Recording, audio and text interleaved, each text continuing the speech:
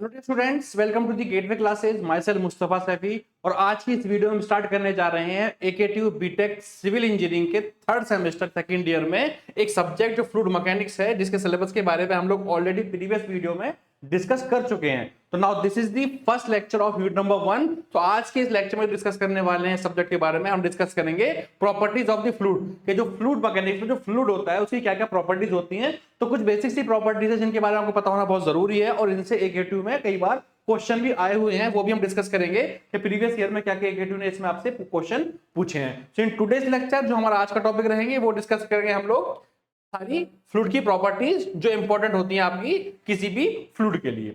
तो स्टार्ट करने से पहले जैसे आपको बता दूं थोड़ा सा पहले मैं आपके हमारे गेटवे क्लासेस की एप्लीकेशन में जो कोर्स अवेलेबल है आप वहां से easily civil engineering BTech second year के लिए अवेल कर सकते हैं। वहां पर दो कॉम्बो पैक अवेलेबल हैं।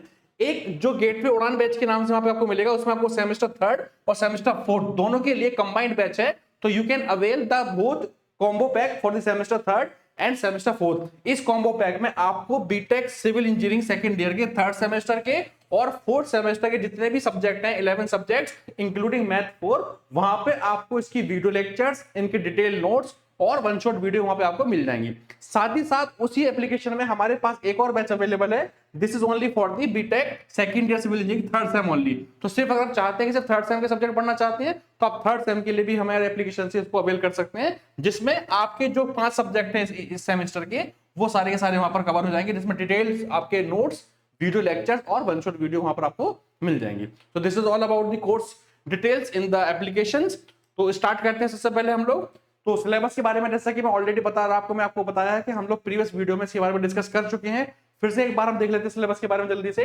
तो यूनिट 1 का जो सिलेबस है फ्लूइड मैकेनिक्स का, जो बीटेक सिविल इंजीनियरिंग के थर्ड सेमेस्टर में चलेगा, इसका जो सिलेबस सबसे पहले क्या पढ़ रहा है, we have to discuss about the fluid and the continuum. कि फ्लूइड क्या होता है, कंटीन्यूम किसे बोलते हैं, physical properties of the fluid क्या होती है, जो हम आज के इस लेक्चर में डिस्कस करने वाले हैं। तो today lecture in today's lecture we will discuss about the physical properties of the fluid. Then we will discuss rheology of the fluid. Rheology of fluid क्या होती है, प्रेशर डेंसिटी हाइट रिलेशनशिप कैसे निकालते हैं, मैनोमीटर्स क्या होते हैं, pressure on the plane and the curve surface कैसे कैलकुलेट करते हैं।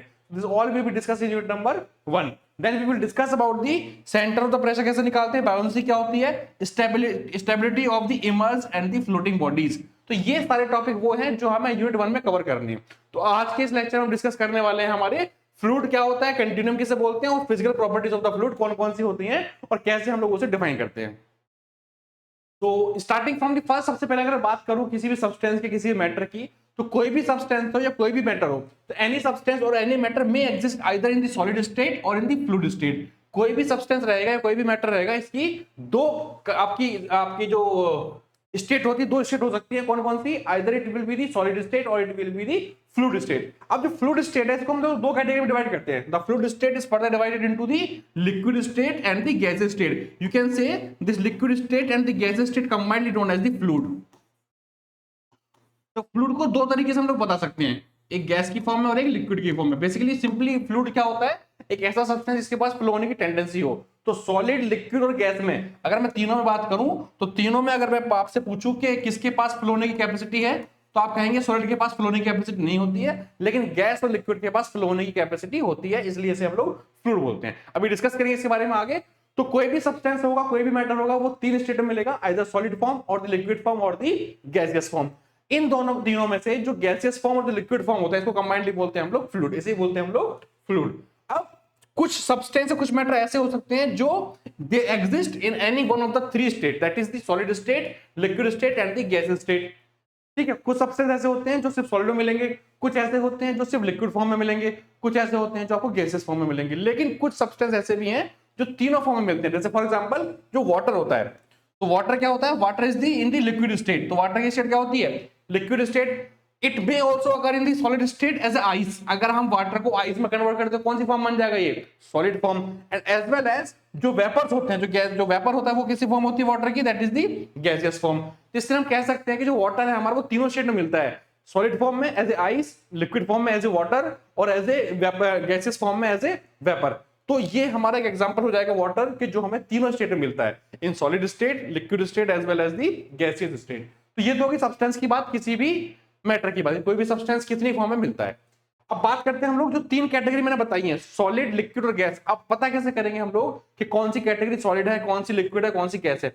तो इसको पता करने का सिंपल सा तरीका देखिए क्या होता है, जो मॉलिक्यूल्स होते हैं, तो अगर मॉलिक्यूल्स के बीच में जो स्पेस है, अगर जो मॉलिक्यूल्स है they are very closely spaced, बहुत पास पास है, तो आप देख सकते हैं सॉलिड का यहाँ पर ये मॉलिक्यूल्स है, फॉर एग्जांपल ये आइस है, तो आइस के जो मॉलिक्यूल्स रहेंगे वो एक दूसरे के बहुत पास पास रहेंगे। तो अगर मॉलिक्यूल्स एक दूसरे के बहुत पास पास हैं तो क्या बोलेंगे उसको हम लोग, we will call it as a solid. तो सिंपल सा पहचानने का तरीका इसका यही है कि if in the solid the molecules are very closely spaced. अब लिक्विड की बात करते हैं, तो लिक्विड में the spacing between the molecules is relatively large, थोड़ी सी डिस्टेंस बढ़ जाती है। You can say for example liquid की मैं बात करूं तो लिक्विड की जो मॉलिक्यूल्स हैं उनके बीच में थोड़ी सी डिस्टेंस बढ़ जाती है as compare to the solid. Solid में सारे मॉलिक्यूल्स एक दूसरे के बिल्कुल क्लोजली पैक्ड थे, लेकिन लिक्विड में क्या हो रहा है, थोड़ा सा स्पेसिंग उनके बीच में आ जाती है। वही बात करते हैं हम लोग गैस की, तो गैस में क्या होगा, so in the gas is the space between the molecules is very large. तो जो लार्ज जो आपका मॉलिक्यूल्स होते हैं क्या होते हैं, दूसरे से बहुत दूर दूर होते हैं। अगर मैं किसी रूम में गैस को छोड़ दूं तो गैस क्या होगी, चारों सारे रूम में फैल जाएगी, यानी मॉलिक्यूल से बहुत दूर दूर हो जाएंगे। तो ये पता करने का सिंपल सा तरीका होता है कि अगर मॉलिक्यूल्स बहुत टाइटली क्लोज पैक्ड है तो उसको बोलेंगे हम लोग सॉलिड स्टेट, स्पेसिंग थोड़ी बहुत उसके अंदर है तो लिक्विड स्टेट, और स्पेसिंग बहुत ज्यादा मॉलिक्यूल्स में है तो क्या बोलेंगे उसको हम लोग गैसियस स्टेट। तो ये हमारा तरीका है पता करने का कौन सा हमारा फ्लूइड वो सॉलिड स्टेट में है, लिक्विड स्टेट में है या गैसियस स्टेट में, by the condition of the molecules और स्पेसिंग बिटवीन द मॉलिक्यूल्स। चलिए अब बात करते हैं हम लोग फ्लूइड मैकेनिक्स। फ्लूइड मैकेनिक्स बोलते किसके हैं, जो हम पढ़ने जा रहे हैं subject, what is fluid mechanics. तो ये फ्लूइड मैकेनिक्स क्या होता है basically, fluid mechanics is that branch of science which deals with the behaviour of the fluid under rest as well as in the motion. किसी भी fluid की बात करेंगे तो फ्लूइड चाहे वो रेस्ट पर हो चाहे वो मोशन में हो, उसकी जो हम स्टडी करते हैं that study of the fluid is called as the fluid mechanics. So fluid mechanics is that branch of science which deals with the behaviour of the fluid at rest as well as in the motion. तो हम दोनों की बात कर रहे हैं, किसकी बात कर रहे हैं, चाहे वो रेस्ट पर हो चाहे वो आपका मोशन में हो।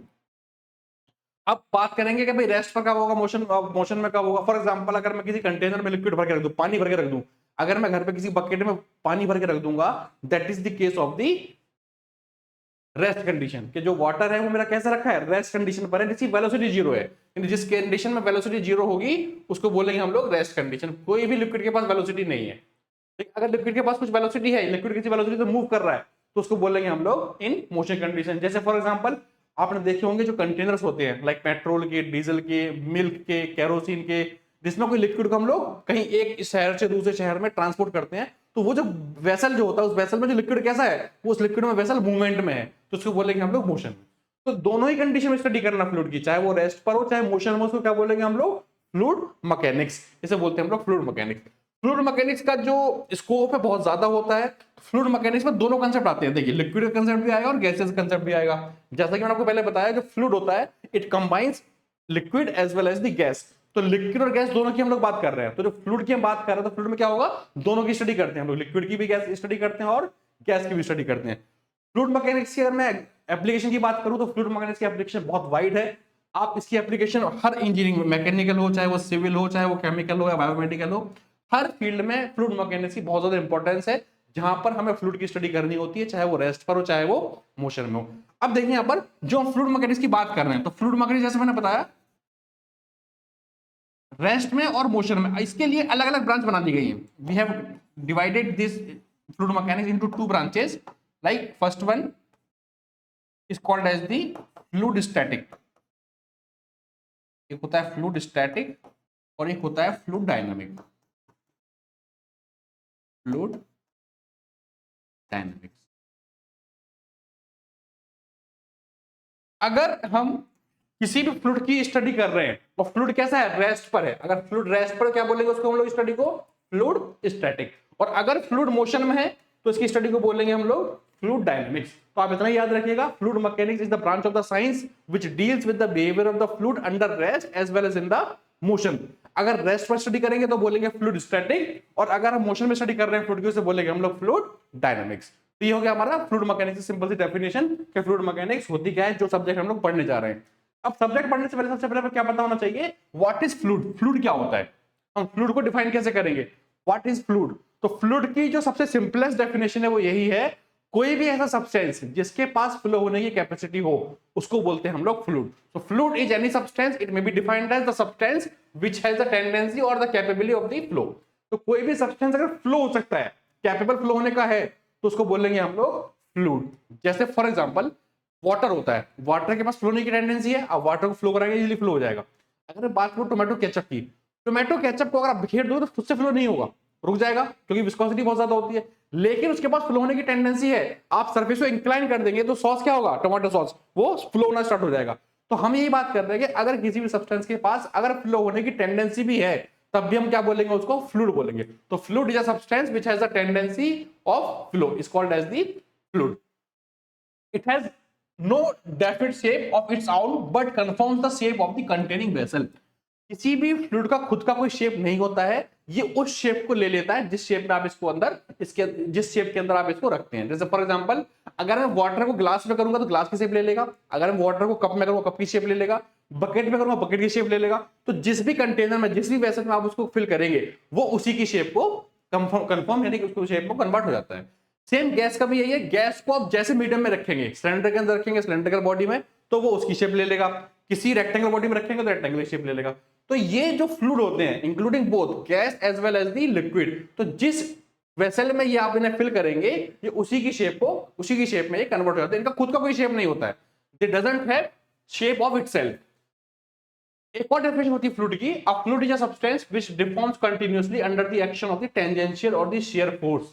देखिए शियर फोर्स क्या होता है, जो लिक्विड जब फ्लो होता है लेयर्स के बीच में एक शियर फोर्स लगता है। इसके बारे में डिटेल में डिस्कस करेंगे हम लोग नेक्स्ट लेक्चर में कि शियर फोर्स कैसे लगता है, कैसे लेयर्स की फॉर्म में डिस्कस करता है। फिलहाल आप याद रखिएगा कि फ्लूइड को हम लोग दो तरीके से डिफाइन कर सकते हैं, either the substance the matter which has the tendency of flow is called as the fluid, और ऐसा सब्सटेंस जो लगातार क्या हो रहा हो, जो लगातार आपका डिफॉर्म हो रहा हो under the action of the shear force, इसको बोलेंगे हम लोग फ्लूइड। तो फ्लूइड की दो डेफिनेशन हो गई। अब आगे बात करेंगे हम, a liquid is a fluid which possesses a definite volume which may slightly change with the temperature and the pressure। तो जो फ्लूइड होता है, जो लिक्विड होता है, लिक्विड क्या है हमारा, एक लिक्विड एक ऐसा फ्लूइड है जिसके पास एक डेफिनेट वॉल्यूम तो होता है, which have the definite volume।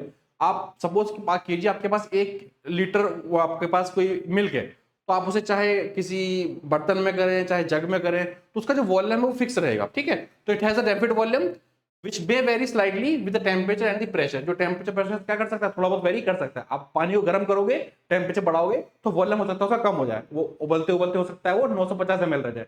तो टेम्परेचर का और प्रेशर का फर्क आता है। दूसरा आप गैस की बात करें तो गैस भी एक हमारा फ्लूइड है, because both are the fluid, liquid is the fluid and the gas is also the fluid. Gas जो है हमारा it is a fluid which is compressible and possess no definite volume. जो हम volume की बात कर रहे हैं, लिक्विड के पास तो एक डेफिनेट वॉल्यूम होता है लेकिन गैस के पास एक डेफिनेट वॉल्यूम नहीं होता है।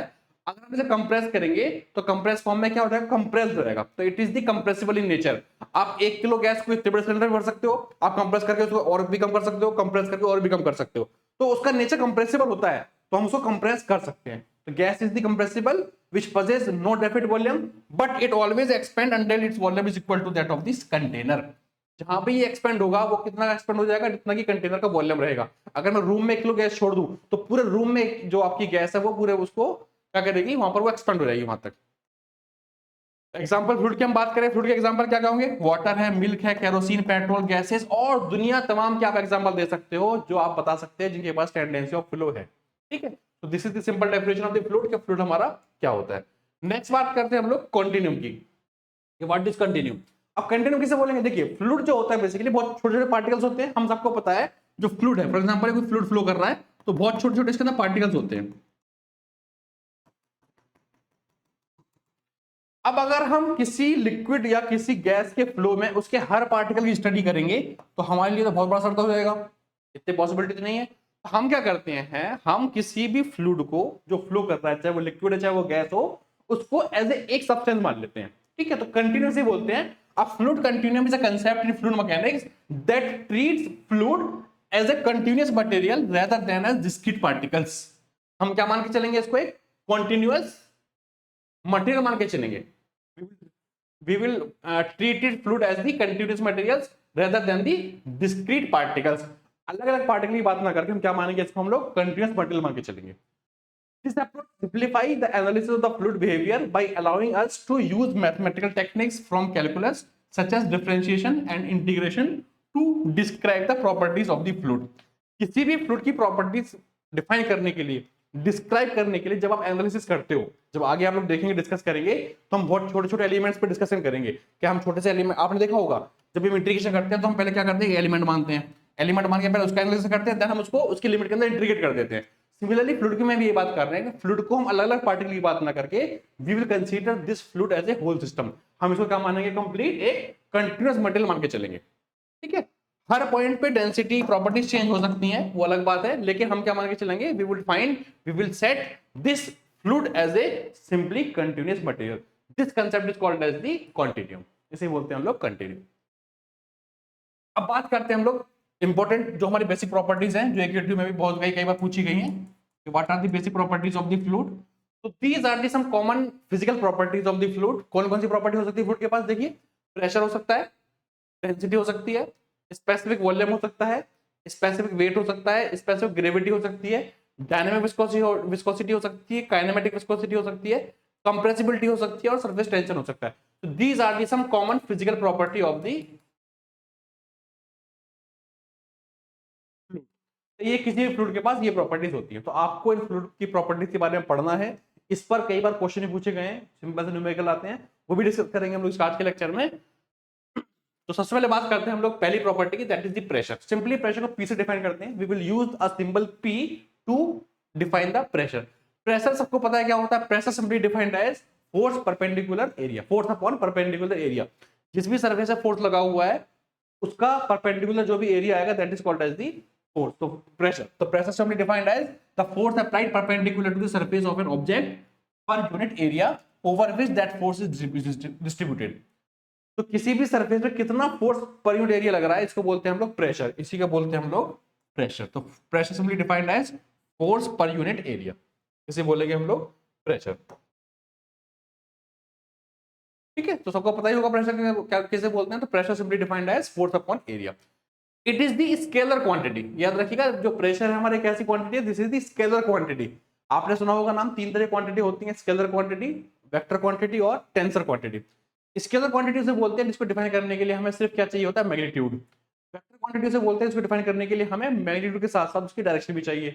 और तीसरा जो टेंसर क्वांटिटी होती है उसमें हमें किसी क्वांटिटी को डिफाइन करने के लिए उसका मैग्नीट्यूड, उसकी डायरेक्शन और उसका प्लेन भी चाहिए होता है। तो इस तरीके से हम तीन तरीके से हम बताते हैं प्रॉपर्टीज के बारे में कि स्केलर हो सकती है, वेक्टर हो सकती है और आपकी टेंसर भी हो सकती है। तो यहाँ पर जो प्रेशर की हम लोग बात कर रहे हैं, तो प्रेशर क्या है हमारा, this is the scalar quantity. Because to define the pressure we need only magnitude, हमें सिर्फ मैग्नीट्यूड की रिक्वायरमेंट है, डायरेक्शन की रिक्वायरमेंट क्यों नहीं है। बाय डिफॉल्ट प्रेशर हमेशा परपेंडिकुलर ही लगता है। कभी आपने ये नहीं देखा होगा कि प्रेशर किसी एंगल पे लग रहा है, नो, प्रेशर क्या लगेगा, हमेशा किसी सरफेस के हमेशा वो परपेंडिकुलर ही एक्ट करता है। हमारी बॉडी के ऊपर एटमॉस्फेरिक प्रेशर लग रहा है, तो एटमॉस्फेरिक प्रेशर जो हमारी बॉडी पे एक्ट करता है वो भी हमारी बॉडी के परपेंडिकुलर में ही एक्ट करता है। तो बाय डिफॉल्ट डायरेक्शन इसकी फिक्स है, perpendicular. That's why to define the pressure we need only the magnitude, that's why it is the scalar quantity. अब बात करते हैं हम लोग इसकी यूनिट की। अब देखिए, pressure is defined as force upon area. Force की कितनी यूनिट होती है, न्यूटन, और एरिया कितना होता है, मीटर स्क्वायर। तो newton per metre square will be the unit of pressure. तो क्या इसकी यूनिट हो जाएगी, न्यूटन पर मीटर स्क्वायर। इसकी एक और ऐसा यूनिट होती है that is called as the pascal. Pascal is the ऐसा unit of the pressure and 1 pascal is equal to the 1 newton per metre square. Newton per metre square को क्या बोलते हैं हम लोग, पास्कल बोलते हैं। यू कैन सी इसकी बहुत सारी जैसे यूनिट है। तो सबसे पहले हम बात करें एसआई यूनिट की। So the SI unit of the pressure is pascal, जिसको पीए से रिप्रेजेंट करेंगे। न्यूटन मीटर स्क्वायर भी इसकी यूनिट है and 1 pascal is equal to कितना बताया मैंने, it is equal to the 1 newton per metre square. और जो यूनिट होती है वो एटमॉस्फेरिक प्रेशर एटीएम और बार में भी इसको रिप्रेजेंट करते हैं। तो 1 एटमॉस्फेरिक प्रेशर कितना होता है, 1 ATM is equal to the 101.325 pascal, या you can say 101.325 kilo pascal. तो मैंने किलो के लिए 10 की पावर 3 का यहाँ पर डिवाइड कर दिया, तो किलो की फॉर्म में लिख दिया। तो एक एटमॉस्फेरिक प्रेशर, एटमॉस्फेयर हमारे कितना प्रेशर लगा रहा है, तो एटमॉस्फेयर जो हमारे ऊपर प्रेशर लगाता है वो लगाता है 101.325 किलो पास्कल। बार की हम बात करें तो 1 bar is equal to 10 to the power 5 pascal, और you can say 10 to the power 5 newton per metre square. This is equal to the 1 bar. तो कुछ प्रेशर की यूनिट है जो आपको याद रखनी है, जो आपको आगे काम आएगी। आगे चलते हैं इसमें हम लोग, ये बहुत इंपॉर्टेंट है, gauge pressure and the absolute pressure. ये एकेटीव में क्वेश्चन कई बार पूछा गया, 2 बार, पिछली जो प्रीवियस सिलेबस था हमारा कि भाई गेज प्रेशर क्या होता है और एब्सोल्यूट प्रेशर क्या होता है। देखिए प्रेशर को हम लोग दो तरीके से मेजर कर सकते हैं। One is called as the gauge pressure, इसे गेज बहुत लोग गॉज बोलते हैं, तो मैं इसको गेज प्रेशर बोल रहा हूँ यहाँ पर। तो गेज प्रेशर और दी एब्सोल्यूट प्रेशर, दोनों में फर्क क्या है, कब कहां पर कैसे मेजर करना है, ये आपको ध्यान से सुनना है। देखिए गेज प्रेशर और जो एब्सोल्यूट प्रेशर होता है, they are the two type of the measuring pressure type differing in their reference point. सिर्फ क्या डिफरेंस आता है इनके रेफरेंस पॉइंट में, कि आप किसको रेफरेंस मान के प्रेशर को मेजर कर रहे हो। अगर हम प्रेशर को मेजर कर रहे हैं इफ सॉरी गेज प्रेशर, तो गेज प्रेशर को कैसे मेजर करेंगे हम, जैसे मैंने आपको बताया, हम दोनों में डिफरेंस क्या है, दोनों में डिफरेंस ये है कि आप किसको रेफरेंस मान रहे हो।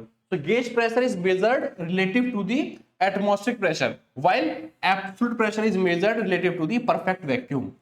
अगर हम किसी प्रेशर को एटमॉस्फेरिक प्रेशर को रेफरेंस मान के मेजर कर रहे हैं तो उसको बोलेंगे हम लोग गेज प्रेशर। और अगर आप किसी प्रेशर को रेफरेंस मान रहे हैं उसके लिए परफेक्ट वैक्यूम यानी एब्सोल्यूट जीरो प्रेशर, तो उसको बोलेंगे हम लोग एब्सोल्यूट प्रेशर। अब यहां से देख सकते हैं हम लोग, इस डायग्राम से अगर समझने की कोशिश करें तो this is the perfect vacuum line, जहां पर P is equal to zero almost. हालांकि ऐसी कहीं यूनिवर्स में कोई पॉसिबिलिटी नहीं है, अगर एक पार्टिकल भी हो तो भी कुछ ना कुछ प्रेशर हो जाएगा, तब ये मान के अगर चलें कि परफेक्ट वैक्यूम है, जीरो प्रेशर है। तो अगर मैं, और ये जो मेरी लाइन है that's for example this is for the atmospheric pressure, यहां तक एटमॉस्फेरिक प्रेशर है। तो जीरो से लेके यहां तक मेरा कितना लग रहा है, दिस इज दी जो आपको ब्लू लाइन दिखाई दे रही है, this is the atmospheric pressure line. तो अगर मैं इसको रेफरेंस मान लूं कि भाई एटमॉस्फेयर का प्रेशर तो लग ही रहा है, अब जो प्रेशर एक्ट कर रहा है उसके बाद लग रहा है, तो इसको रेफरेंस मान के अगर मैं प्रेशर निकालूंगा तो इसको बोलेंगे हम लोग गेज प्रेशर, जो मैंने यहाँ पे डिफाइन किया। Gauge pressure is the difference, जो प्रेशर होता है किसको रेफरेंस मानते हैं हम लोग इसमें, we will take the reference of the atmospheric pressure. अब अगर मैं क्या करूं, अगर मैं रेफरेंस इसे ना मान के एब्सोल्यूट जीरो को मान लूं, ये रेड वाला जो है, तो इसको बोलेंगे हम लोग एब्सोल्यूट प्रेशर। ठीक है, तो एब्सोल्यूट प्रेशर क्या हो जाएगा हमारा, the pressure with respect to the perfect vacuum और परफेक्ट जीरो प्रेशर। और गेज प्रेशर क्या हो जाएगा हमारा, the pressure with reference to the atmospheric pressure. Atmospheric pressure कितना होता है वो पीछे में आपको दिखाया दिया अभी, 1 atmospheric pressure is equal to 101.325 kilo pascal, इसके बराबर होता है। ठीक है, इतना प्रेशर हमारा एटमॉस्फेयर हमारे ऊपर लगाता है, तो इसको रेफरेंस अगर मानूंगा तो इसको बोलेंगे हम लोग गेज प्रेशर। अगर प्रेशर की वैल्यू से कम आती है और आपको सपोज कोई पॉइंट यहाँ पर यहाँ आ रहा है, आपको इस पॉइंट पर पता करना है, तो अगर मैं यहाँ से मैं पता करूंगा अगर गेज प्रेशर को, तो क्या आएगा, this is the negative gauge, क्योंकि इसके ऊपर तो पॉजिटिव है, इसके नीचे नेगेटिव। गेज प्रेशर पॉजिटिव भी हो सकता है, नेगेटिव भी हो सकता है। अगर पॉजिटिव होगा तो ऊपर की तरफ होगा, यानी कि एटमॉस्फेयर प्रेशर ऊपर की तरफ, नीचे की तरफ क्या होगा, नेगेटिव होगा। ठीक है, नेगेटिव प्रेशर को बोलते हैं हम लोग vacuum pressure, it is called as the vacuum pressure. तो पॉजिटिव गेज प्रेशर भी हो सकता है, नेगेटिव गेज प्रेशर भी हो सकता है। नेगेटिव गेज को क्या बोलते हैं हम लोग, वैक्यूम प्रेशर बोलते हैं। एब्सोल्यूट प्रेशर नेगेटिव नहीं हो सकता, प्रेशर मिनिमम से मिनिमम जीरो हो सकता है, इससे कम कभी नहीं हो सकता। तो जो एब्सोल्यूट प्रेशर होता है वो कभी भी नेगेटिव नहीं होगा, गेज प्रेशर नेगेटिव हो सकता है, इसको हम लोग क्या बोलते हैं, वैक्यूम प्रेशर। जो दूसरा है हमारा एब्सोल्यूट प्रेशर, एब्सोल्यूट प्रेशर क्या बताया मैंने, the pressure with reference to the absolute zero और दी वैक्यूम प्रेशर, इसको बोलते हैं हम लोग absolute pressure, the total pressure including atmospheric pressure and the pressure of the system. अब यहां से देख सकते हैं आप लोग, अगर मुझे पता करना है कि एब्सोल्यूट प्रेशर कितना है, तो इसका सिंपल सा फॉर्मूला क्या लिखेंगे हम लोग, यहाँ पे P absolute is equal to जितना गेज प्रेशर होगा, फॉर एग्जांपल ये प्रेशर पता करना है मुझे यहाँ से, तो यहां से यहां तक तो क्या है, ये मेरा एटमॉस्फेरिक प्रेशर है ही, और बाकी क्या है मेरा, ये गेज प्रेशर है। तो गेज प्रेशर और एटमॉस्फेरिक प्रेशर प्लस, इसको मैं उल्टा कर देता हूं जरा, this is P atmospheric plus P gauge. तो जब भी मुझे पता करना होगा एब्सोल्यूट प्रेशर, तो कैसे पता करेंगे, we will take this formula, P absolute is equal to P ATM plus P gauge. ठीक है, अगर मुझे गेज प्रेशर पता करना तो कैसे पता करूंगा, P एब्सोल्यूट माइनस को P ATM कर दूंगा। तो this is the formula by which you can find the absolute pressure as well as the gauge pressure. Next जो प्रॉपर्टी है that is the mass density. जो सेकंड प्रॉपर्टी है हमारी fluid की, वो क्या होती है, मास डेंसिटी। अभी हमने क्या देखा प्रेशर के बारे में, कि प्रेशर आपका गेज प्रेशर भी हो सकता है और आपका एब्सोल्यूट प्रेशर भी हो सकता है। दूसरी जो प्रॉपर्टी है that is called as the mass density, इसको डिनोट करते हैं सिंबल रो से। तो मास डेंसिटी क्या होती है, आप लोगों ने फिर से पढ़ रखा होगा आप लोगों ने, मैं फिर से रिपीट कर रहा हूं। मास डेंसिटी और simply density is defined as the mass per unit volume. किसी भी सब्सटेंस का कितना मास पर यूनिट वॉल्यूम है, that is called as the density. M क्या हो जाएगा मेरा, दैट इज द मास, और V क्या है मेरा, ये है मेरा वॉल्यूम। तो mass per unit volume is called as the density, इसको क्या बोलेंगे हम लोग, डेंसिटी। अब जो डेंसिटी है, the density of the substance varies as per the volume of the substance. जैसे जैसे वॉल्यूम चेंज होगा डेंसिटी भी चेंज होती रहेगी, वॉल्यूम बढ़ेगा डेंसिटी कम हो जाएगी, वॉल्यूम घटेगा डेंसिटी इंक्रीज कर जाएगी, because it is the inversely proportional to the volume. अब बात करते हैं यूनिट की। अगर मैं यूनिट की बात करूं तो ऊपर क्या लिखा हुआ है, मास, इसकी कितनी होती है केजी, और वॉल्यूम की कितनी होती है metre cube. So KG per metre cube will be the unit of this density. तो मास डेंसिटी की जो ऐसा यूनिट रहेगी that will be the KG per metre cube. ठीक है, it is the KG per metre cube. तो simply याद रखिएगा density is defined as mass upon volume. अब यहाँ पे एग्जांपल ले रखा है मैंने, एग्जांपल देखिएगा। For example density of water जो है that is equal to 1000 KG per metre cube. Density of air जो होती है 1.2 केजी पर मीटर क्यूब। और डेंसिटी स्टील की अगर मान लूं तो it is the 7850 KG per metre cube. You can see the difference between the density. यहां से आप देख सकते हैं सबसे ज्यादा जो डेंसिटी होती है वो किसकी होती है, that is for the solid in general. उसके बाद किसकी होती है, लिक्विड की। और सबसे कम किसकी डेंसिटी दिखाई दे रही है आपको यहाँ पर, केवल गैस की। तो इन जनरल ये पैटर्न रहता है हमारा, जो डेंसिटी होती है हमारी वो सॉलिड की सबसे ज्यादा होती है, लिक्विड की उससे कम होती है, और गैसियस की सबसे कम होती है। इन जनरल आप याद रखिएगा the density of solid is higher than the density of liquid and the density of liquid is higher than the density of gases. ये कॉमन से याद रखिएगा आप लोग कि डेंसिटी किसकी किस तरह से होती है। नेक्स्ट प्रॉपर्टी थर्ड वन है हमारी स्पेसिफिक वॉल्यूम। ये क्वेश्चन एक बार एकेटिव हमारा आया हुआ है इन दी 2020-21। स्पेसिफिक वॉल्यूम क्या होता है, स्पेसिफिक वॉल्यूम को डिनोट करते हैं हम लोग वी से, स्मॉल वी से। ये क्या होता है देखिए, it is the defined as the ratio of volume of the material to the mass. अभी पीछे में डेंसिटी देखी थी, that is the mass upon volume. हमने थोड़ी देर पहले डेंसिटी डिस्कस किया अभी, that is the mass upon volume. यहां पे ये इसका उल्टा होता है, specific volume is defined as volume upon mass. So you can say it is the reciprocal of the density. So you can say specific volume is the reciprocal of the density of the material. जो भी किसी material की density रहेगी ये इसका reciprocal रहेगा, क्योंकि ये क्या है, एक दूसरे के उल्टे हैं। ये है मास अपॉन वॉल्यूम, ये उल्टा कर देंगे तो क्या हो जाएगा, वॉल्यूम अपॉन मास। इसको क्या बोलेंगे हम लोग, स्पेसिफिक वॉल्यूम। इसकी मैं यूनिट की बात करूं तो यूनिट कितनी आएगी इसकी, वॉल्यूम की होती है मीटर क्यूब और मास की होती है केजी। उसकी कितनी थी, केजी पर मीटर क्यूब, यहां पर कितना आ जाएगा, मीटर क्यूब पर केजी। तो this is called as the specific volume। ठीक है, this is the third property. Next property देखते हैं, specific weight also called as the weight density. Denote करते हैं इसको सिंबल ओमेगा से। ये भी हमारा एक एकेटिव में 1920 में इस पर कोई ये आया हुआ है डिफाइन करने के लिए कि वेट डेंसिटी क्या होती है या स्पेसिफिक वेट क्या होता है। देखिए अभी हमने डिफाइन किया था मास डेंसिटी, तो mass density is defined as mass upon volume, जिसको हमने सिंपली नाम दिया था डेंसिटी। अब यहाँ पे क्या लिखा हुआ है, वेट डेंसिटी। तो वेट डेंसिटी क्या हो जाएगा, वेट अपॉन वॉल्यूम। तो सिंपल तरीका याद रखिएगा, स्पेसिफिक वेट इसका नाम वेट डेंसिटी भी होता है and it is simply defined as the weight of the fluid to the weight volume of the fluid. तो वेट अपॉन वॉल्यूम अगर कर देंगे तो क्या बन जाएगा हमारा, this will be the specific weight denoted by symbol omega. इसको ओमेगा से हम लोग डिनोट करते हैं। ओमेगा इज इक्वल टू कितना आ जाएगा मेरा पास, वेट। वेट कितना होता है, mg मास इनटू ग्रेविटी, और वॉल्यूम कितना होगा, v। तो mg upon v, this will be the formula for the weight density, और you can say the specific weight. दो नाम है इसके, जिस नाम से भी आएगा याद रखिएगा, वेट डेंसिटी और द स्पेसिफिक वेट। अब मैं इसकी बात करूं यूनिट की, तो यूनिट किस तरह से निकालेंगे, देखिए ऊपर क्या है, वेट। वेट क्या होता है, दैट इज फोर्स, और वॉल्यूम यानी मीटर क्यूब। तो newton per metre cube is the ऐसा unit of the specific wait और द वेट डेंसिटी। ठीक है, ये हो जाएगा हमारा specific weight. This is the important one, इसको ध्यान से देखिएगा। नेक्स्ट है हमारा स्पेसिफिक ग्रेविटी, सिंबल एस।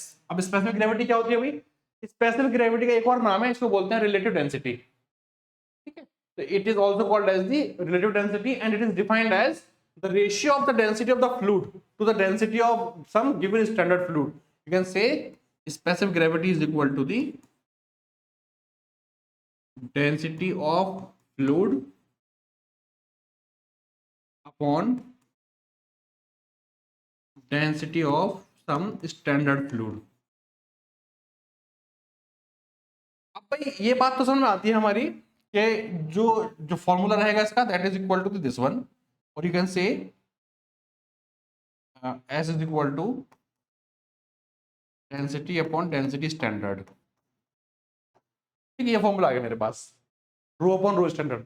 किसी भी सब्सटेंस की मुझे अगर स्पेसिफिक ग्रेविटी पता करनी है तो मैं उसकी डेंसिटी को स्टैंडर्ड फ्लूइड की डेंसिटी से डिवाइड कर दूंगा। अब स्टैंडर्ड फ्लूइड क्या लेंगे, तो आपको याद रखना है, फ्लूइड में हमने दो केस पढ़े हैं, we have discussed two cases for the fluid. One is for the liquid और दूसरा पढ़ा है हमने गैस। तो फ्लूइड में दो ही कैटेगरी हो सकती है, या तो लिक्विड होगा या गैस होगा। तो आपको याद ये रखना है कि अगर if the case is for the liquid, अगर लिक्विड का केस है तो जो वाटर की डेंसिटी है उसको ट्रीट करेंगे हम लोग स्टैंडर्ड डेंसिटी। तो water density will be treated as standard density, जो कितनी होती है is equal to standard density होती है इसकी 1000 kg पर मीटर क्यूब। और अगर कोई केस गैस का है तो एयर की डेंसिटी को हम कंसीडर करेंगे, air density will B consider और ट्रीटेड एज स्टैंडर्ड डेंसिटी। तो आपको फ्लूइड में ये दो चीजें याद रखनी है, और जो इसकी होती है एयर की that is equal to the 1.2 kg per metre cube. इसको याद कर लीजिएगा आप लोग।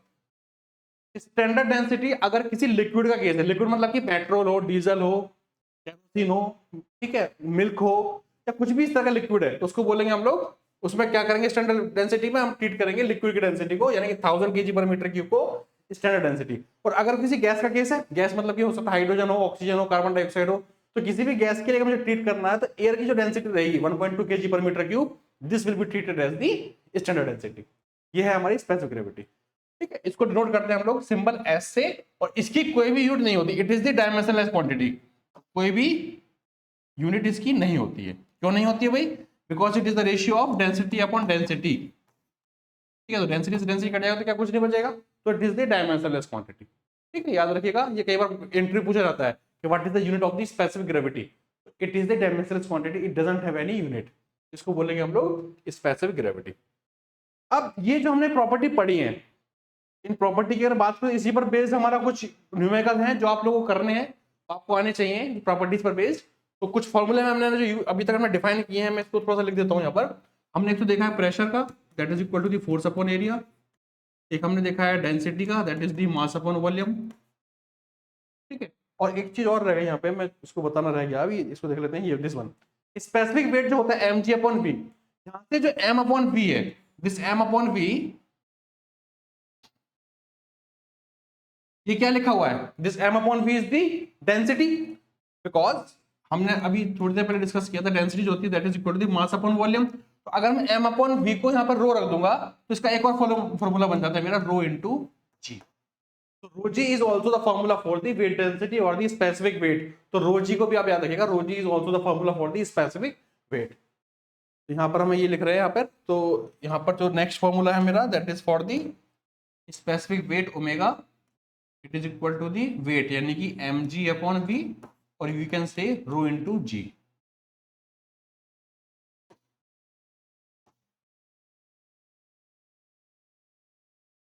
ठीक है, नेक्स्ट है हमारा specific gravity, it is the ratio of density of the fluid to the density of some standard fluid. एक इसके साथ डेंसिटी साथ था हमारा स्पेसिफिक वॉल्यूम, ये लिख देता हूँ, specific volume is equal to volume upon mass, इसका रेसिप्रोकल होता है। तो ये कुछ फॉर्मूले हमने अभी डिफाइन किए हैं पीछे, इन्हीं पर बेस्ड हमें कुछ क्वेश्चन करने हैं। तो एक क्वेश्चन करके देख लेते हैं सबसे पहले हम लोग। क्वेश्चन है कैलकुलेट द डेंसिटी, आपको ये पता करना है, सब क्या क्या पता करना है, you have to calculate the density specific weight of 1 liter of petrol having specific gravity of 0.7। एक 1 लीटर ऑफ पेट्रोल है, एक पेट्रोल का केस दे रखा है हमें, जिसकी स्पेसिफिक ग्रेविटी कितनी दे रखी है 0.7। क्या लिखेंगे सबसे पहले, specific gravity is given as 0.7 for the petrol. Petrol की बात कर रहे हैं। वॉल्यूम कितना दे रखा है हमें 1 लीटर, तो वॉल्यूम कितना रहेगा मेरे पास, volume is equal to volume V is equal to 1 litre. अब देखिए याद रखिएगा, जब भी हम लीटर को, आपको क्वेश्चन में वॉल्यूम लीटर में गिवन रहेगा, तो we will convert this volume litre into the metre cube, इसे मीटर क्यूब में कन्वर्ट करते हैं। और याद रखिएगा 1 लीटर जो होता है that is equal to the 1/1000 metre cube, इसके बराबर होता है। तो अगर 10 लीटर होगा तो 10/1000 कर देंगे, 50 लीटर होगा तो 50/1000 कर देंगे। इस तरीके से आप इसे मीटर क्यूब में कन्वर्ट कर लेते हैं। अब निकालना क्या है, सबसे पहले we have to find the value of density specific weight and of the 1 litre of petrol having specific gravity 0.7। अब देखिए यहां पर करेंगे क्या, वी नो दैट, हमने अभी थोड़ी देर पहले पढ़ा है, जो स्पेसिफिक ग्रेविटी होती है इसका फॉर्मूला क्या होता है, density of the fluid to the density of some standard fluid. Specific gravity कितनी दे रखी है मेरे पास, वो गिवन है मुझे 0.7, तो इट इज ये हुई मेरे पास 0.7 इज इक्वल टू डेंसिटी, ये मेरे पास अभी अननोन है जो मुझे पता करनी है। ठीक है, नेक्स्ट है मेरे पास नीचे रो स्टैंडर्ड। अब स्टैंडर्ड मैंने क्या बताया था पीछे, देखिए यहाँ पर अगर लिक्विड का केस है तो वाटर की डेंसिटी ले लेंगे स्टैंडर्ड डेंसिटी, और अगर गैस का केस है तो किसकी ले लेंगे हम लोग, एयर की डेंसिटी। अब चूंकि यहाँ पे गैस किसका है, पेट्रोल का, इसका केस दे रखा है पर हमारा पेट्रोल का केस है, तो पेट्रोल लिक्विड है गैस, तो सबको पता है कि पेट्रोल क्या है हमारा, लिक्विड फॉर्म में होता है, तो लिक्विड फॉर्म के लिए डेंसिटी कितनी ले लेंगे हम लोग, वाटर की डेंसिटी, तो रो डब्ल्यू कर देंगे। ठीक है, अब इसको सॉल्व कर लेते हैं, तो सॉल्व करेंगे तो कितना आ जाएगा देंगे यहाँ पर, तो density is equal to 0.7 into ये होती है 1000। इसको सॉल्व जब करेंगे तो कितना आ जाएगा देखिए यहाँ पे, it will be equal to the rho is equal to आ जाएगा मेरे पास simply 700 kg per metre cube. तो एक आंसर तो मेरे पास ये वाला आ गया। ठीक है, this is the first answer density. दूसरा क्या निकालना है, स्पेसिफिक वेट। अब स्पेसिफिक वेट का देखिए क्या फॉर्मूला होता है, स्पेसिफिक वेट का जो फॉर्मूला होता है mg अपॉन v या रो इनटू g, दो फॉर्मूले होते हैं।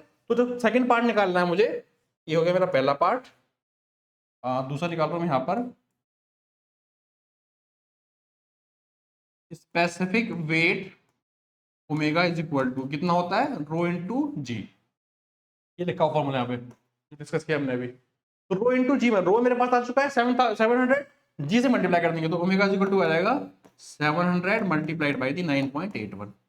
इसको सॉल्व कर लेंगे तो ओमेगा इज इक्वल टू, इसको सॉल्व करेंगे कितना आएगा देखिए एक बार, मैं सॉल्व कर देता हूँ, तो 700 multiplied by 9.81 it is equal to 6867। 6867। अब बात करने में से यूनिट की, देखिए किसी भी आंसर में अगर यूनिट नहीं लिखोगे तो आपका आंसर गलत माना जाएगा या सही नहीं माना जाएगा, नंबर कट जाएंगे। तो 6867 स्पेसिफिक वेट, इसकी यूनिट कितनी होती है, न्यूटन पर मीटर क्यूब, तो यहाँ पे लिखेंगे हम लोग newton per metre cube. This will be the our final answer, ये हमारा आंसर हो जाएगा सेकंड वाला। ठीक, आप देख सकते हैं कैसे हम एक सिंपली एक फॉर्मूला पकड़ के कोई भी हम इसको सॉल्व करते जाएंगे, हमारे पास आंसर मिलते जाएंगे। तीसरा क्या निकालना देखिए हमें, और क्या निकालना है, कैलकुलेट द डेंसिटी हो गया, स्पेसिफिक वेट हो गया, बस दो ही चीज निकालनी थी, and this were final. We have find out value of density as well as the specific weight. कुछ और भी अगर हमसे पूछता तो हम लोग वहां पर उसे भी फाइंड आउट कर लेते। तो इस तरीके से सिंपल से क्वेश्चन आते हैं आपके किस पर बेस्ड, सिंपली प्रॉपर्टी पर बेस्ड, तो आपको इस तरीके से वो कर देने हैं। एक क्वेश्चन और लेते हैं नेक्स्ट, जो आपके एक में आया हुआ है इन द ईयर 2022-23, बहुत आसान सा क्वेश्चन है, आप लोग देखें ध्यान से। 1 litre of petrol whose weight is 7 Newton, calculate the specific wait, density and the specific volume and relative density, ये सब पता करना है।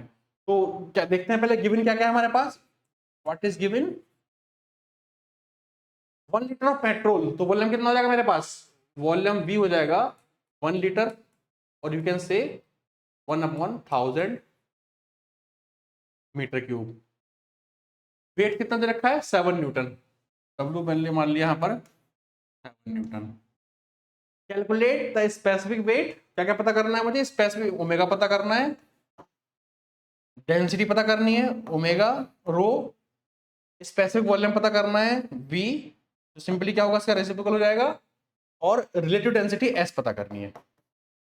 ये सब है, तो मेरे पास सिर्फ क्या दे रखा है, हमारे पास सिर्फ वॉल्यूम की वैल्यू दे रखी है, only we have volume and the weight, remaining part आपको सब पता करना है।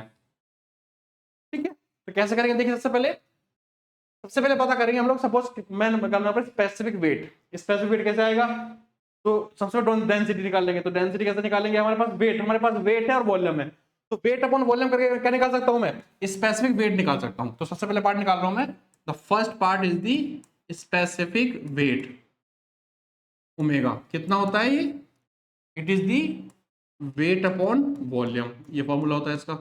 वेट कितना दे रखा है, omega is equal to, weight दे रखा है मेरे पास 7 न्यूटन, तो 7 न्यूटन का वेट हो जाएगा, वॉल्यूम कितना दे रखा है 1/1000 मीटर क्यूब, इसमें तो ये हो जाएगा 1/1000, ये वॉल्यूम मैंने मीटर क्यूब में लिख दिया। जब सॉल्व करेंगे तो क्या मेरे पास आ जाएगा, मेरे पास स्पेसिफिक वेट आ रहा है, कितना आ गया specific weight, it is equal to the omega is equal to the, जब मल्टीप्लाई करेंगे तो 7000 newton per metre cube, this is our answer.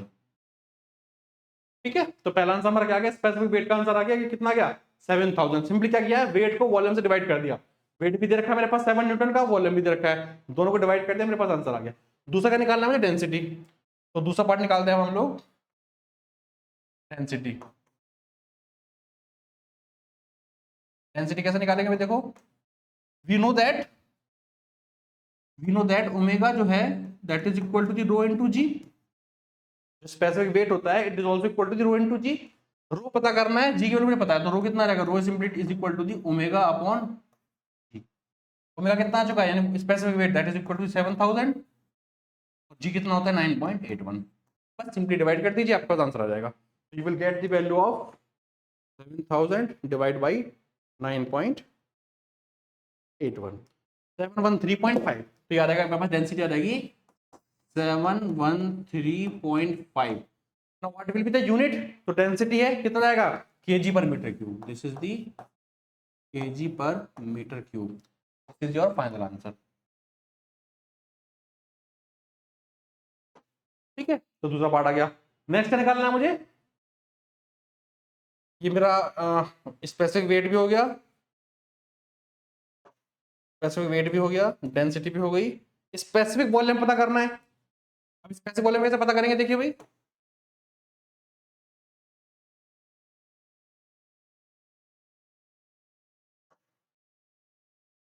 Third मुझे पता करना है स्पेसिफिक वॉल्यूम।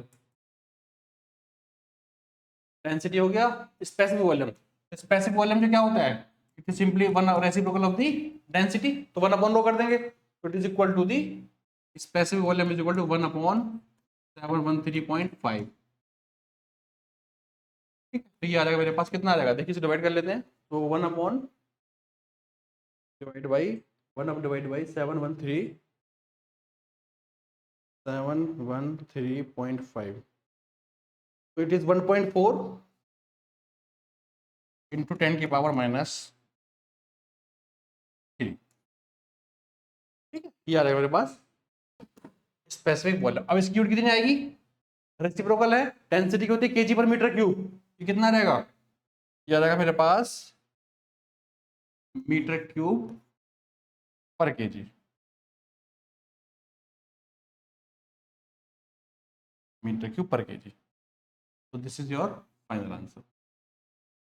यूनिट ध्यान से रखनी है आपको सबसे पहले ना, यूनिट ध्यान रखिएगा।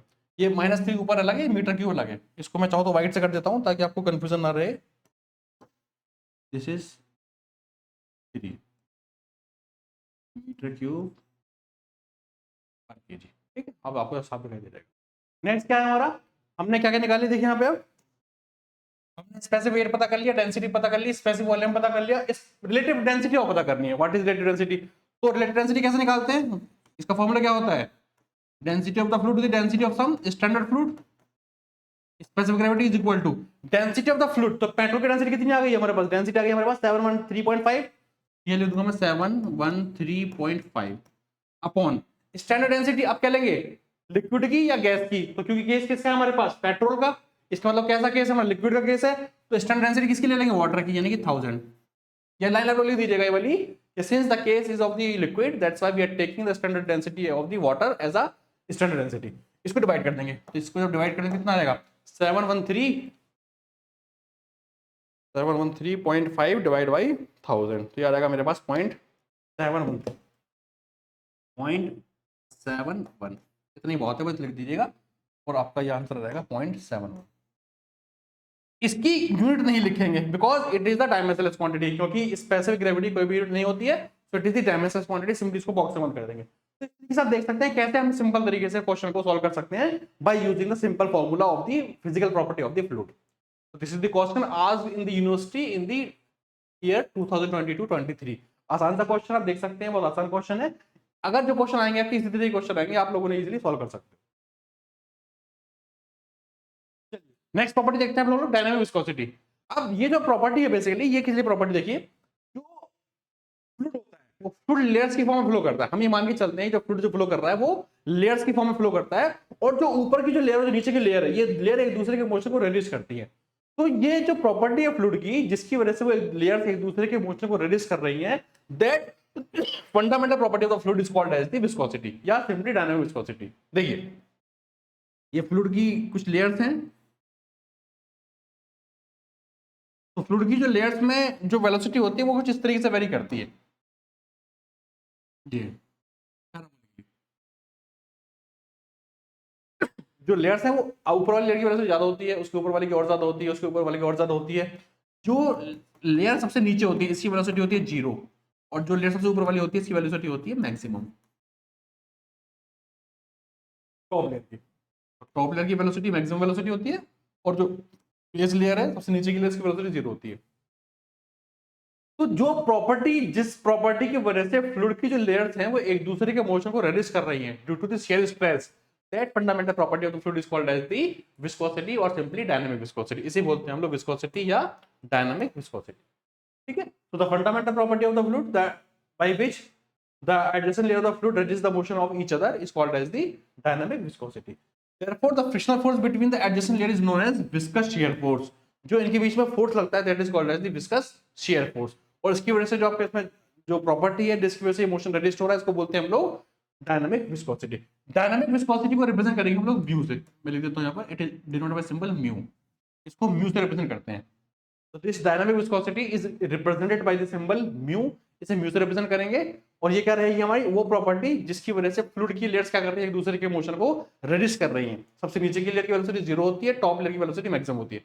देखिए, अगर आप किसी सरफेस पे, फॉर एग्जांपल फर्श है, आप अपने घर के फ्लोर पे या फर्श पे पानी बिखेरते हो, तो पानी जब बिखेरते हो तो पानी फ्लो होकर निकल जाता है, लेकिन कुछ टाइम का तो रुक जाता है। क्यों रुक रहा है? क्योंकि जो लेयर्स हैं वो जो फ्लो में जब लेयर्स बन रही है, वो लेयर्स क्या कर रही है, वो एक दूसरे के लेयर्स को रेजिस्ट कर रही है, जिसकी वजह से उस फ्रिक्शन फोर्स की वजह से, जिसका हमने क्या नाम दिया है, शियर फोर्स, उसकी वजह से वो क्या कर रहा है, उस लेयर्स को धीरे धीरे उसके मोशन को रोक देता है।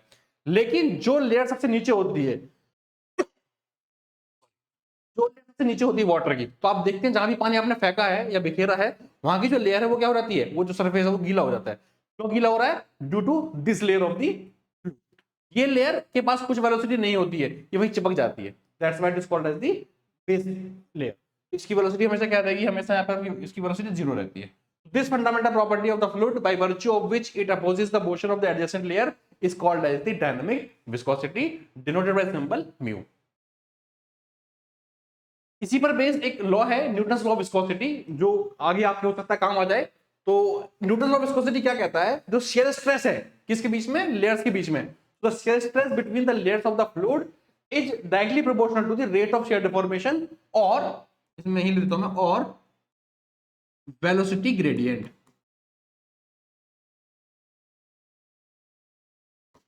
देखिए, जो शेयर स्ट्रेस है रिप्रेजेंट करते हैं हम लोग टाउ से। Tau is proportional to the du upon dy। ये du अपॉन dy देखिए क्या है, du is the change in velocity and dy is the change in distance. जो पीछे मैंने आपको दिखाया है डायग्राम ये वाला बना के, अगर मैं यहीं पर बात करूं तो ये y डायरेक्शन है, तो y डायरेक्शन में दो लेयर्स के बीच की डिस्टेंस कितनी है, तो इसकी हम बात कर रहे हैं dy, और इनके बीच में वेलोसिटी का डिफरेंस कितना है, ये है du। तो ये du is the change in velocity between the layers and dy is the distance between the layers. So this du upon dy combinedly called as the velocity gradient, इसे बोलते हैं velocity gradient, जो बात की du upon dy। ठीक है, share deformation भी होता है, वो अभी आगे डिस्कस करेंगे नेक्स्ट लेक्चर में। तो शेयर डिफॉर्मेशन जो होता है वो होता है d थीटा अपॉन dt। ठीक है, तो फिलहाल आप इतना रखिएगा कि जो हमारा शेयर स्ट्रेस होता है is proportional to the velocity gradient du upon dy। जब प्रोपोर्शनली जब साइन हटाएंगे तो एक कांस्टेंट आएगा mu du upon dy, where mu is the proportionality constant and known as the viscosity or the dynamic viscosity of the fluid। जिस fluid की हम बात कर रहे हैं उसका जो प्रॉपर्टी है, ये क्या है हमारी, इसकी फिजिकल प्रॉपर्टी है, that is called as the dynamic viscosity. So mu is the proportionality constant, it is the property of the fluid which is known as simply the viscosity और the dynamic viscosity. This is called as the Newton's law of viscosity. अब हम बात करते हैं viscosity की वजह क्या होती है, what is the cause of the viscosity. तो आप लोगों ने दो फोर्स के नाम सुने होंगे, कोहेसिव फोर्स और एडहेसिव फोर्स। एक होता है कोहेसिव फोर्स, एक होता है एडहेसिव फोर्स। अगर सेम मॉलिक्यूल्स के बीच में लग रहा है उसे बोलते हैं लोग कोहेसिव फोर्स, और डिफरेंट मॉलिक्यूल्स में लगता है उसे बोलते हैं लोग एडहेसिव फोर्स। फॉर एग्जांपल, अगर मैं एक सरफेस पे अगर पानी या फ्लोर पे पानी डाल दूं, तो जो लेयर्स, जो फोर्स लिक्विड के मॉलिक्यूल्स का लग रहा है that is called as the cohesive force, और जो फोर्स लिक्विड के और इस सरफेस के बीच में लग रहा है उसे बोलते हैं हम लोग एडहेसिव फोर्स। मैं दिखा देता हूं, this is the cohesive force and this one is the adhesive force. Same molecules के बीच में लगेगा तो उसे बोलते हैं कोहेसिव फोर्स, और डिफरेंट मॉलिक्यूल्स वगैरह सरफेस में लिक्विड में से बोलते हैं हम लोग एडहेसिव फोर्स। तो जो विस्कोसिटी है, तो विस्कोसिटी का जो मेन कॉज होता है वो होता है हमारा कोहेसिव फोर्स। तो cohesive force is the basic cause of the viscosity. जो विस्कोसिटी का बेसिक कॉज है वो क्या है हमारा, वो है हमारा कोहेसिव फोर्स। तो cohesive force, the basic cause of the viscosity is cohesive force between the molecules.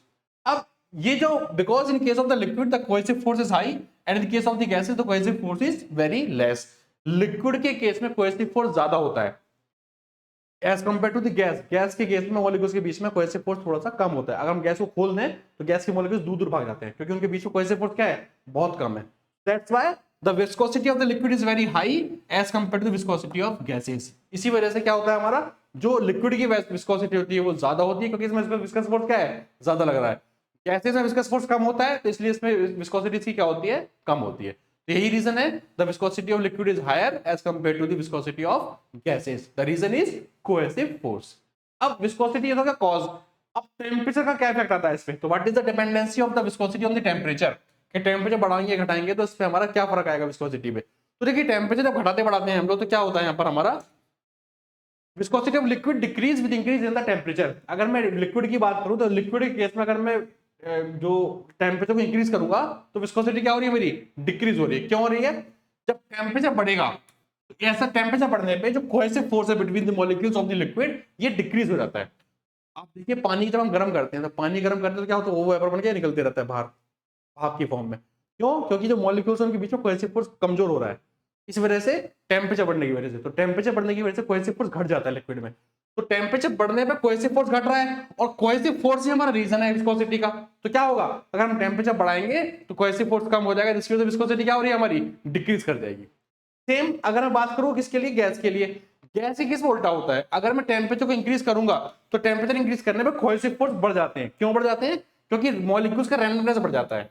अगर हम किसी गैस को गर्म करेंगे, हीट देंगे, टेम्परेचर बढ़ाएंगे तो जो मॉलिक्यूल्स है वो इधर उधर भागते हैं। जब इधर उधर भागते हैं तो रैंडमनेस बढ़ जाती है। जब रैंडमनेस बढ़ जाएगी तो उनके बीच में जो कोहेसिव फोर्स है, जो बॉन्डिंग है वो और ज्यादा मजबूत हो जाती है। तो that's why in case of the gases अगर हम टेम्परेचर बढ़ाएंगे तो गैसेस की जो विस्कोसिटी है वो इंक्रीज हो जाएगी। तो आपको याद रखना है जो विस्कोसिटी है वो टेम्परेचर बढ़ने पे घटती है किसकी, लिक्विड की, और गैस की क्या हो रहा है हमारा, टेम्परेचर बढ़ने पे ये उल्टा बढ़ रही है। ये लिख लीजिएगा, अगर टेम्परेचर इंक्रीज करेंगे, टेम्परेचर इंक्रीज करेंगे तो क्या हो रहा है हमारा, विस्कोसिटी हमारी इसमें डिक्रीज हो रही है, और गैस के केस में टेम्परेचर बढ़ाएंगे तो हमारी विस्कोसिटी क्या हो रही है, ये इंक्रीज हो रही है। रीजन ये लिखा हुआ है, मैंने आपको बता दिया, the reason is cohesive force. Next है हमारी kinematic viscosity. Next property is the kinematic viscosity. It is simply the ratio of dynamic viscosity to the density. इसको डिनोट करते हैं हम लोग सिंपली न्यू से। तो nu is equal to the dynamic viscosity upon density rho. ये formula था हमारा kinematic viscosity. Kinematic viscosity dynamic viscosity से ड्राइव की जाती है by using the density of the fluid. इसको बोलेंगे हम लोग काइनेमेटिक विस्कोसिटी। नेक्स्ट प्रॉपर्टी हमारी है कंप्रेसिबिलिटी। अब कंप्रेसिबिलिटी क्या होती है देखिए, compressibility is the measure of the how much a given volume changes instantaneously when placed under the pressure। किसी भी सब्सटेंस को, किसी भी मैटर को अगर हम प्रेशराइज करते हैं, प्रेशर लगाते हैं तो वो कितना चेंज हो रहा है उसे बोलते हैं हम लोग कंप्रेसिबिलिटी। तो compressibility is the measure of how much given volume changes instantaneously when placed under the pressure. आप प्रेशर किसी को दबाओगे वो दब रहा है, that is called as the compressibility. It is the measure of the elasticity in the fluid। ये क्या मेजर करता है, it is the measure of the elasticity in the fluid and it is defined as the measure of the relative volume changes of the fluid or solid as a response to a pressure change। तो pressure change करने पे कितना वो change हो रहा है उसका volume, that is called as the compressibility. Thus if the pressure is increased then the volume decrease considerably। जब भी प्रेशर इंक्रीज करेंगे तो क्या होगा, वॉल्यूम कम हो जाएगा। देख किसी सिलेंडर में गैस है, गैस को अगर कंप्रेस करोगे तो क्या होगा, गैस का वॉल्यूम जब कंप्रेस करें तो वॉल्यूम हमारा क्या हो रहा है, हमारा कम हो रहा है। तो अगर प्रेशर को इंक्रीज करेंगे तो वॉल्यूम क्या हो जाएगा, मेरा डिक्रीज कर जाएगा। It is the reciprocal of the bulk modulus of the elasticity. ये बात की बात है तो बाद में डिस्कस करेंगे। फिलहाल आप इतना याद रखिएगा कि किसी भी फ्लूइड पे अगर हम प्रेशर लगाएंगे और वो कंप्रेस हो जा रहा है, वॉल्यूम चेंज हो जा रहा है, उस प्रॉपर्टी को बोलते हैं हम लोग compressibility. So this all are the properties of the fluid जो हमने डिस्कस किए हैं। आपके एग्जाम पॉइंट ऑफ व्यू से इंपॉर्टेंट भी है, आसान भी है, तो आप इनको ध्यान से पढ़ लीजिएगा। मैं फिर से रिपीट कर देता हूं एक बार, हमारी गेटवे क्लासेस की एप्लीकेशन में 2 कॉम्बो पैक अवेलेबल है, एक सेमेस्टर 3rd और सेमेस्टर 4 दोनों के लिए, जिसका नाम उड़ान बैच के नाम से रखा हुआ है। तो उड़ान बैच में आपको जो कॉम्बो पैक मिलेगा इसमें सेमेस्टर 3 और सेमेस्टर 4 दोनों के लिए ही सिविल इंजीनियरिंग के कोर्स अवेलेबल है, जिसमें सारे के सारे सब्जेक्ट 11 सब्जेक्ट दोनों सेमेस्टर के, सेमेस्टर 3 के भी और सेमेस्टर 4 के भी आपको मिल जाएंगे, इंक्लूडिंग मैथ 4। और एक और जो कॉम्बो पैक हमारे पास अवेलेबल है वो हमारा सिर्फ सेमेस्टर 3 के लिए है, जिसमें सिविल इंजीनियरिंग के सेकंड ईयर के आपको 5 सब्जेक्ट जो आपके पास अवेलेबल है सब सिलेबस में, वहां पर आपको इनकी details lectures, details video lectures और आपको पीडीएफ नोट्स और वन शॉट वीडियो यहाँ पर आपको मिल जाएंगे। इन्हें परचेस करने में, इन्हें अवेल करने में आपको कोई भी प्रॉब्लम आपको अगर होती है तो हमारा हेल्पलाइन नंबर आपके पास दिया हुआ है, इस हेल्पलाइन नंबर पर आप कॉल कीजिएगा, आपकी पूरी मदद की जाएगी। ठीक है भाई, thank you very much. This is all about the lecture number 1 of the fluid mechanics civil engineering BTech second year. Next lecture मिलेंगे हम लोग नेक्स्ट टॉपिक के साथ, लेक्चर नंबर 2 में। तब तक आप इसे पढ़िएगा, कोई डाउट आएगा पूछेगा। Thank you very much.